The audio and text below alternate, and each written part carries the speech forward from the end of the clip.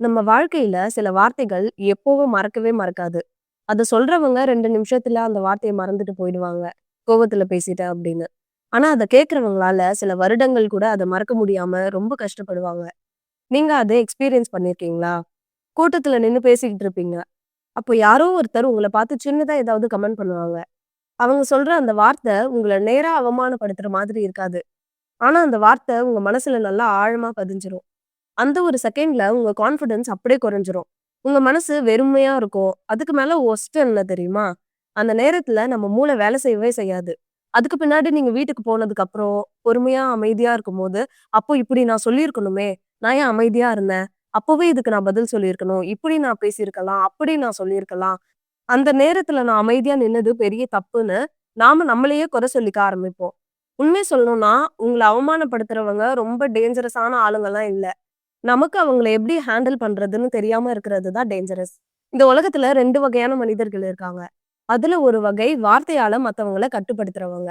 இன்னொரு வகை என்னன்னா, அந்த வார்த்தையால உடைஞ்சு போய், மனம் உடைஞ்சு அடுத்தது எதையுமே சிந்திக்க முடியாம அப்படியே ஸ்டக் ஆகி போறவங்க. இந்த வீடியோவ நீங்க முழுசா பார்த்ததுக்கு அப்புறம், நீங்க எந்த கேட்டகரியில இருப்பீங்க அப்படிங்கிறது மாறப்போகுது. ஏன்னா, இன்னைக்கு நம்ம பார்க்க போறது சாதாரண ஒரு ரிப்ளை பண்ற மாதிரியான விஷயங்கள் இல்ல. சண்டை இல்லாம, கெட்ட வார்த்தைகள் எதுவும் இல்லாம, ரெஸ்பெக்ட்ட இழக்காம, ஆனா நமக்கு எதிர்ல நம்மள தாக்கணும், தாக்குற மாதிரி, காயப்படுத்துற மாரி பேசுறவங்கள, சைலன்ட்டா அவங்கள நிறுத்துற மாதிரி இருக்கிற சைக்காலஜி ட்ரிக்ஸ் தான் பார்க்க போறோம். இந்த டெக்னிக்ஸ நீங்க தெரிஞ்சுக்கிட்டீங்கன்னா, யாராவது உங்கள அவமானப்படுத்த முயற்சி பண்ணுனாங்க அப்டின்னா, நீங்க பதற மாட்டீங்க. நீங்க அப்படியே சைலன்ட் ஆகிட மாட்டீங்க. அவங்க உங்கள எவ்ளோதான் குழப்புனாலும், இந்த வீடியோ முடியும்போது நீங்க பேசுற விதமே முழுசா மாறியிருக்கும். உங்க கான்ஃபிடன்ஸ் லெவல் மொத்தமா மாறிடும். முக்கியமா யாரும் உங்கள எளிதா, ரொம்ப சிம்பிளா ட்ரீட் பண்ண மாட்டாங்க. அதனால இந்த வீடியோவ முழுசா கவனமா பாருங்க. எந்த கவன சிதறலும் இல்லாம. ஏன்னா, சில நாலேட்ஜ் நம்ம வாழ்க்கையே மாத்துற அளவுக்கு ரொம்ப பவர்ஃபுல்லா இருக்கும். அப்படிப்பட்ட ஒரு நாலேட்ஜ குடுக்கக்கூடிய வீடியோ தான் இந்த video. Number 1 emotion freeze power. உணர்ச்சி கட்டுப்பாடு சக்தி. ஒருத்தர் நம்மள அவமானப்படுத்துற மாதிரி பேசும்போது, நம்ம உடம்பு ரியாக்ட் ஆகுறது ரொம்ப நேச்சுரல் தான். ஹார்ட் பீட் வேகமா அடிக்கும். மூளை உடனே பதில் சொல்ல சொல்லும். கோபம், அவமானம், பயம் எல்லாம் ஒரே நேரத்துல வரும். எமோஷனலி குழம்பி போன ஒரு மனநிலையில அப்போ இருப்போம். ஆனா ஒரு ரகசியம் சொல்றேன். அந்த நேரத்துல உடனே பதில் சொன்னவங்க தான் பெரும்பாலும் தோல்வி அடைஞ்சு போவாங்க. ஏன்னா அந்த நேரத்துல நம்ம பேசுறது அறிவால வராது, உணர்ச்சியால வெளிவரும். உணர்ச்சியில சொன்ன வார்த்தைகள் பெரும்பாலும் நம்மள ரெக்ரெட் பண்ண வைக்கும். அதனால நீங்க ஒரு சிம்பிள் ட்ரிக்க ஃபாலோ பண்ணணும். 3 செகண்ட் சைலன்ஸ். யாராவது உங்கள இன்சல்ட் பண்ணுனா உடனே பதில் சொல்லாதீங்க. அவங்கள பார்த்து அமைதியா நில்லுங்க. இந்த 3 செகண்ட்ஸ் தான் உங்க பவர். இந்த சைலன்ஸ் அவங்களுக்கு என்ன மெசேஜ் குடுக்கும் தெரியுமா? நான் உங்க வார்த்தையால உடைஞ்சு போக மாட்டேன். இப்படி சைலன்ட்டா இருக்கும்போது பல நேரங்கள்ல ஆப்போசிட்ல இருக்கவன் தான் அன்ஈஸியா ஃபீல் பண்ணுவான். அவன் திரும்ப பேசணுமா? இல்ல அமைதியா இருக்கணுமான்னு குழம்பி போய் குழப்பத்துல இருப்பான். இதுதான் எமோஷனல் கண்ட்ரோல். உணர்ச்சிய கட்டுப்படுத்துறவங்க தான் வாழ்க்கையே கட்டுப்படுத்த முடியும். இத புரிஞ்சுக்கோங்க. அடுத்தது point number 2 clarification question drop. சில பேர் ரொம்ப ஸ்மார்ட்டா இன்சல்ட் பண்ணுவாங்க. நேரா பேச மாட்டாங்க. இன்டைரக்ட்டா பேசுவாங்க. அப்படி பேசுறவங்கள எப்படி ஹேண்டில் பண்ணணும் அப்படின்னு நமக்கு தெரியாது இல்லையா? அப்படிப்பட்டவங்க கிட்ட நீங்க காமா ஒரு கேள்வி கேளுங்க. அவங்க ஏதாவது பேசுனதுக்கு அப்புறம், "நீங்க சொன்னதுக்கு என்ன அர்த்தம்? கொஞ்சம் எக்ஸ்பிளைன் பண்ண முடியுமா?" அப்படின்னு கேளுங்க. இந்த ஒரு லைன் தான் அவங்களுக்கு பெரிய ட்ராப்பே. ஏன்னா இன்சல்ட்ன்றது மோஸ்ட்லி ஹிட்டனா தான் இருக்கும். அவங்க மறைமுகமா தான் உங்கள தாக்குவாங்க. நீங்க கிளாரிஃபிகேஷன் கேட்டதும் அவன் அத வெளிப்படையா சொல்லணும். ஓப்பனா சொல்லணும். அவன் ஹிட்டனா உங்கள வார்த்தையால அட்டாக் பண்றத வெளிப்படையா ஓப்பனா சொல்லணும் அப்படின்னு கிளாரிஃபிகேஷன் கேட்கும்போது, அது அவனுக்கு அன்கம்ஃபர்டபுளா ஃபீல் ஆகும். பல நேரம் அவன் என்ன பண்ணுவான், "இல்ல சும்மா ஜோக்காக தான் சொன்னேன்" அப்படின்னு எஸ்கேப் ஆகிடுவாங்க. அது அவங்களோட டிஃபீட். சைக்காலஜில இத செல்ஃப் எக்ஸ்போஷர் டெக்னிக்ன்னு சொல்லுவாங்க. நீங்க எதுவுமே செய்யல. அவன் அவனையே எக்ஸ்போஸ் பண்ணிக்கிட்டான். "தவளை தன் வாயால் கெடும்" அப்படிங்கிற மாதிரி. இதுக்கப்புறம் யாராவது உங்கள வார்த்தையால மறைமுகமா, ஹிட்டனா அட்டாக் பண்ணும்போது, இந்த கேள்விய கேளுங்க. கிளாரிஃபிகேஷன் கேளுங்க. அதோட அவன் உங்க பக்கம் தல வச்சு கூட படுக்க மாட்டான். இந்த மாதிரியான வார்த்தையால அட்டாக் பண்றது உங்ககிட்ட வச்சுக்கவே மாட்டான். உங்கள விட்டு ஒரு படி விலகியே இருப்பான். அடுத்தது point number 3 com confidence smile. இந்த உலகத்துல சில நேரங்கள்ல வார்த்தை தேவையே இல்ல. ஒரு எக்ஸ்பிரஷன் மட்டுமே போதும். யாராவது உங்கள இன்சல்ட் பண்ணும்போது, நீங்க கோவப்படாம, சின்னதா கான்ஃபிடன்ஸ் ஸ்மைல் மட்டும் குடுத்து பாருங்களேன். இந்த ஸ்மைல் என்ன மெசேஜ் வெளிப்படுத்தும் தெரியுமா? உங்க வார்த்தை என்ன பாதிக்கல. இன்சல்ட் பண்றவங்களுக்கு பிக்கஸ்ட் சாட்டிஸ்ஃபேக்ஷன் என்ன தெரியுமா? உங்கள அப்செட் ஆக்குறது. அந்த அப்செட் ஆனதுக்கு அப்புறம் நீங்க ரியாக்ட் பண்ற அந்த ரியாக்ஷன். ஆனா நீங்க காமா இருந்தீங்க அப்டின்னா, அவங்களோட கேம் வந்து என்ன ஆகும்? ஃபெயில் ஆகிடும். அவங்க எதிர்பார்க்கிறது என்ன? எமோஷனலா நீங்க வந்து ரியாக்ஷன் பண்ணணும். நீங்க ஒண்ணுல கோபப்படணும், இல்லன்னா அழுகணும், இல்லன்னா வருத்தப்பட்டு உடைஞ்சு போகணும்னு. நீங்க குடுக்குறது எமோஷனல் மெச்சூரிட்டி. அதுதான் அவங்கள டிஸ்டர்ப் பண்ணும். கான்ஃபிடன்ஸ் லவுடா இருக்க வேண்டிய அவசியமே இல்ல. அது சைலன்ட்டா இருந்தாலும் ரொம்ப பவர்ஃபுல் தான். இதை எல்லாருமே புரிஞ்சுக்க வேண்டிய ஒரு விஷயம். அவங்க உங்கள ஹர்ட் பண்ண வரும்போது, நீங்க குடுக்குற இந்த ஒரு மெச்சூரிட்டியான ஒரு சின்ன ஸ்மைல், அவங்களுக்குள்ள அவங்களையே ஹர்ட் பண்ணும். நம்ம இப்படி பேசினோமே, அவங்க சிரிக்கிறாங்க, என்னவா இருக்கும்? அப்படி இப்படின்னு தேவையில்லாததெல்லாம் யோசிச்சு, அவங்க பண்ண அட்டாக், அது அவங்களையே பாதிக்கும். அவங்களையே அட்டாக் பண்ணும். நீங்க பண்ண வேண்டியது சிம்பிள். சின்னதா ஒரு ஸ்மைல் பண்ணுங்க. போதும். அடுத்தது point number 4 behaviour mirror technique. இது வந்து குணத்தை பிரதிபலிக்கும் ஒரு டெக்னிக். ஒருத்தர் ரிப்பீட்டடா டிஸ்ரெஸ்பெக்ட் பண்றாங்க உங்கள அப்படின்னா, அவங்களோட வார்த்தைக்கு நீங்க பதில் சொல்லாதீங்க. அமைதியா இருங்க. அவன் பிஹேவியர பத்தி நீங்க பேசுங்க. எக்ஸாம்பிள் நீங்க நார்மலி ரெஸ்பெக்ட்ஃபுல்லா பேசுறவங்க. இப்படி பேசுறது அன்எக்ஸ்பெக்டடா இருக்கு. இந்த ஒரு சென்டென்ஸ் அவங்களோட ஈகோக்கு டைரக்ட்டா ஹிட் ஆகும். ஏன்னா மனுஷனுக்கு ஒரு மிகப்பெரிய பயம் என்ன தெரியுமா? Image damage. நீங்க அவன் பிஹேவியர் பத்தி பேசும்போது, அவன் அவனுடைய பிஹேவியரயே அனலைஸ் பண்ண ஆரம்பிப்பான். இந்த டெக்னிக் ரொம்ப கிளாஸி.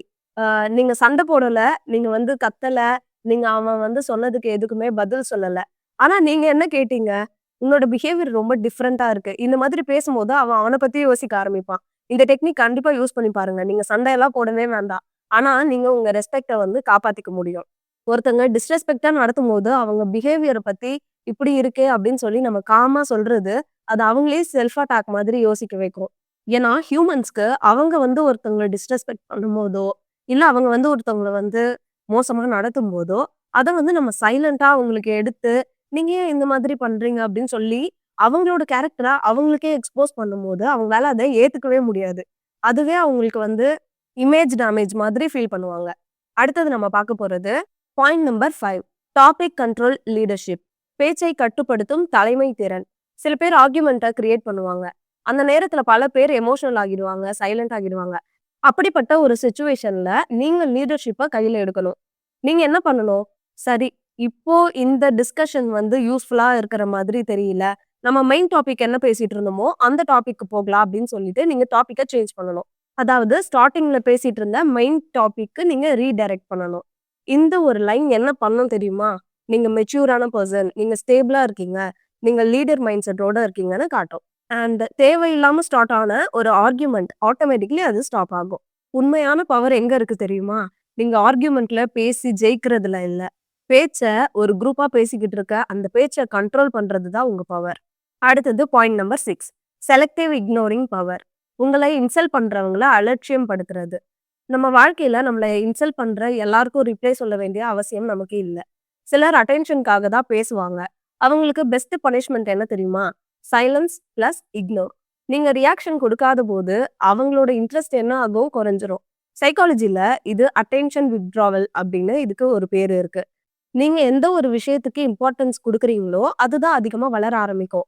உங்கள ஒருத்தவங்க இன்சல்ட் பண்ணும்போது, அத நீங்க இக்னோர் பண்ணிட்டீங்கன்னா, அது வளர்ச்சி அடையாது. அதனால அன்னெசசரியான நெகட்டிவிட்டிக்கு எனர்ஜிய நீங்க ஸ்பெண்ட் பண்ணாதீங்க. இந்த செலக்டிவ் இக்னோரிங் பவர் உங்க வாழ்க்கையே காப்பாத்துற ஒரு ரகசியம் தான் இது. நீங்க எல்லாத்தையும் கவனிச்சுக்கிட்டு இருந்தா, ஒரு நாள் நீங்க உங்களையே இழந்துருவீங்க. ஆனா, நீங்க சில விஷயங்கள அறிவோட இக்னோர் பண்ண கத்துக்கிட்டீங்க அப்டின்னா, உங்க வாழ்க்கை முழுக்க மாறிடும். வாழ்க்கையில நம்மள பாதிக்கிறது எல்லாம் பெரிய பிரச்சனையே இல்லங்க. ஆனா, நம்ம அத எப்படி ரியாக்ட் பண்றோம்? அதுக்காக நம்ம எப்படியெல்லாம் நம்மளோட எமோஷன வெளிப்படுத்துறோம்? அதுதான் ரொம்ப முக்கியம். யாரோ ஒரு வார்த்தை பேசுறாங்க. யாரோ நம்மள வந்து விமர்சிக்கிறாங்க. யாரோ நம்மள வந்து புரிஞ்சுக்க மாட்றாங்க. நம்மள தப்பா நெனச்சுக்கிட்டு இருக்காங்க அப்படின்னா, அதுக்கு நாம எல்லாத்துக்கும் ரியாக்ட் பண்ணணும்னு ஏதாவது அவசியம் இருக்கா? இல்ல. அதுதான் செலக்டிவ் இக்னோரிங் பவர். செலக்டிவ் இக்னோரிங்னா என்ன அப்படின்னு உங்களுக்கு இன்னும் ஏதாவது கேள்வி இருந்துச்சுன்னா, அது உங்களுக்கு தேவையில்லாத நெகட்டிவிட்டிய புறக்கணிக்கிறது தான். உங்க மனசுக்கு அமைதிய குடுக்காத, உங்க நிம்மதிய கெடுக்கிற விஷயங்கள விட்டு நீங்க விலகுறது தான். விலகுறது அப்படின்னா, நீங்க அத இக்னோர் பண்றது. உங்கள பத்தி முழுசா எதுவுமே தெரியாம, உங்கள புரிஞ்சுக்காம, உங்கள கமெண்ட் பண்றவங்களுக்கு நீங்க ரிப்ளை குடுக்க வேண்டிய அவசியமே இல்ல. அதே மாதிரி எல்லா சிச்சுவேஷனுக்கும் நீங்க ரியாக்ட் பண்ண வேண்டிய அவசியமும் இல்ல. சில நேரம் அமைதியா இருக்கிறதே மிகப்பெரிய பதில் தாங்க. நம்ம வாழ்க்கையில சில பேர் இருப்பாங்க. அவங்க நம்ம எனர்ஜிய ரொம்ப ட்ரெயின் பண்ணிட்டே இருப்பாங்க. கான்ஸ்டன்ட்டா கம்ப்ளைண்ட் பண்ணிட்டே இருப்பாங்க. நெகட்டிவா நம்ம கிட்ட பேசிக்கிட்டே இருப்பாங்க. அன்னெசெசரியா தேவையில்லாத டிராமா கிரியேட் பண்ணிட்டு இருப்பாங்க. நீங்க அவங்கள சேஞ்ச் பண்ணணும் அப்படின்னு நினைச்சீங்கன்னா, அது பெரிய முட்டாள்தனம். நீங்க அவங்கள சேஞ்ச் பண்ண முடியாது. இதுதான் நிதர்சனமான உண்மை. நீங்க அவங்கள இக்னோர் பண்ண முடியும். அது ஈகோனால இல்ல. அது உங்க செல்ஃப் ரெஸ்பெக்ட்ட காப்பாத்திக்கிறதுக்காக. செலக்டிவ் இக்னோர் உங்க வாழ்க்கைய எப்படி மாத்தும்னு தெரிஞ்சுக்கோங்க.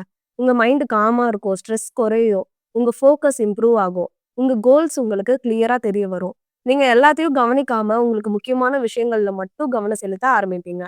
நீங்க இத ஞாபகத்துல வச்சுக்கோங்க. உங்கள சுத்தி இருக்க எல்லா விஷயங்கள்லயும் நீங்க கவனம் செலுத்த ஆரம்பிச்சீங்கன்னா, நீங்க ரொம்ப டயர்ட் ஆகிடுவீங்க. ஆனா, தேவையானதுல மட்டும் உங்க கவனத்த நீங்க செலுத்தும்போது, உங்க வாழ்க்கையில நீங்க வெற்றி அடைவீங்க. அதனால இன்னையில இருந்து உங்க வாழ்க்கையில எல்லாத்தையும் சீரியஸா எடுத்துக்காதீங்க. சில விஷயங்கள இக்னோர் பண்ணுங்க. உங்க பீஸ புரொடெக்ட் பண்ணிக்கோங்க. வாழ்க்கையில ரொம்ப முக்கியமான ஒரு விஷயம் நிம்மதி தான். நிம்மதிய இழந்துட்டோம்னு வச்சுக்கோங்க, வாழ்க்கையில வேற எதையுமே சாதிக்கவோ, உங்கள சுத்தி இருக்க சந்தோஷமான விஷயங்கள பார்க்கவோ உங்களால முடியாது. உங்க வாழ்க்கைய நீங்க கண்ட்ரோல் பண்ணுங்க. எப்பவுமே உங்களோட நிம்மதிய புரொடெக்ட் பண்ணி பாதுகாப்பா வச்சுக்கோங்க. வீடியோவோட எண்டுக்கு வந்தாச்சு. நம்ம வாழ்க்கையில எல்லாராலயும் நம்மள புரிஞ்சுக்க முடியாது. இத நாம தெளிவா புரிஞ்சுக்கணும். சிலர் நம்ம வாழ்க்கையில கூட இருக்கும்போது, நம்ம உயர்ந்துகிட்டே இருக்க மாதிரி இருக்கும். சிலர் நம்ம வாழ்க்கையில நம்மள கீழ இழுத்து, கீழ தள்ள முயற்சி பண்ற மாதிரி நமக்கே தெரியும். ஆனா நெனச்சுக்கோங்க, உங்க மதிப்பு யாரோட வார்த்தையாலயும் தீர்மானிக்கப்படாது. அது உங்க மனபலத்தால, உங்களோட தைரியத்தால தான் தீர்மானிக்கப்படும். இன்னும் உங்கள அவமானப்படுத்துறவங்கள நெனச்சு நீங்க வருத்தப்படுறீங்க அப்டின்னா, அவங்க உங்கள பலவீனமாக்க வரல. உங்கள இன்னும் ஸ்ட்ராங்கா மாத்துறதுக்காக தான் வந்திருக்காங்கன்னு நீங்க தெரிஞ்சுக்கோங்க. நீங்க எப்படி ரியாக்ட் பண்றீங்களோ, அப்படிதான் உங்க வாழ்க்கை டைரக்ஷன் தீர்மானிக்கப்படுது. இந்த வீடியோ உங்களுக்கு யூஸ்ஃபுல்லா இருந்திருக்கும்னு நான் நெனைக்கிறேன். யூஸ்ஃபுல்லா இருந்தா இந்த மாதிரி உங்க மனபலத்த அதிகரிக்கக்கூடிய, வளர்க்கக்கூடிய லவ் சைக்காலஜி வீடியோஸ் நீங்க தொடர்ந்து பார்க்கறதுக்கு, நம்ம லவ் சைக்காலஜி தமிழ் சேனல மறக்காம சப்ஸ்கிரைப் பண்ணிக்கோங்க. பெல் ஐகானையும் பிரஸ் பண்ணி வச்சுக்கோங்க. இந்த வீடியோ வேற யாருக்காவது ஹெல்ப் ஆகும் அப்படின்னு நீங்க நெனைச்சீங்கன்னா ஷேர் பண்ணுங்க. உங்க கருத்துக்கள மறக்காம கமெண்ட் பண்ணுங்க. அட்லீஸ்ட் கமெண்ட்ல ரெட் ஹார்ட்யாவது கமெண்ட் பண்ணுங்க. வாழ்க்கைய மேம்படுத்தக்கூடிய, வாழ்க்கைக்கு உதவக்கூடிய இன்னொரு சைக்காலஜி வீடியோல நான் உங்கள சந்திக்கிறேன். நன்றி.